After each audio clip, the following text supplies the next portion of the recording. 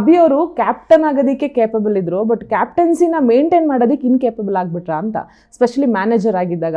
ಯಾಕಂದರೆ ಮನೆಯವರೆಲ್ಲ ಹೇಳ್ತಾರೆ, ಇಲ್ಲ ಅದು 50-50 ಕೊಡ್ತೀವಿ, ಅಥವಾ 80-20 ಕೊಡ್ತೀವಿ, ಅಥವಾ 70-30 ಕೊಡ್ತೀವಿ, ಈ ಥರ ಹೇಳ್ತಾರೆ. ಎಲ್ಲಿ ಮಿಸ್ ಹೊಡಿತು ಅಂತ ಅಭಿ ಅವರಿಗೆ? ಸಿಚುವೇಶನ್ ಹೇಗಾಗತ್ತೆ ಅಂದರೆ, there are 2 ways of looking at it. ಒಂದು, ಅದಕ್ಕೆ ಕ್ಯಾಪ್ಟನ್ ಆಗಿ 3 days ನಮ್ಗೇನು ಟಾಸ್ಕ್ ಇರಲ್ಲ, ಅವಾಗ ಎಲ್ಲ ಚೆನ್ನಾಗಿರುತ್ತೆ ಮನೇಲಿ, ಪ್ರತಿಯೊಂದು ಕರೆಕ್ಟಾಗಿ ನಡ್ಕೊಂಡು ಹೋಗ್ತಾ ಇರುತ್ತೆ. ಎಲ್ಲರೂ ಬಂದ್ಬಿಟ್ಟು ಕ್ಯಾಪ್ಟನ್ಸಿ ಎಷ್ಟು ಚೆನ್ನಾಗಿದೆ, ಒಂದು ಚೂರು ಮೈಕ್ ಮಿಸ್ಟೇಕ್ ಆಗಿರಲ್ಲ.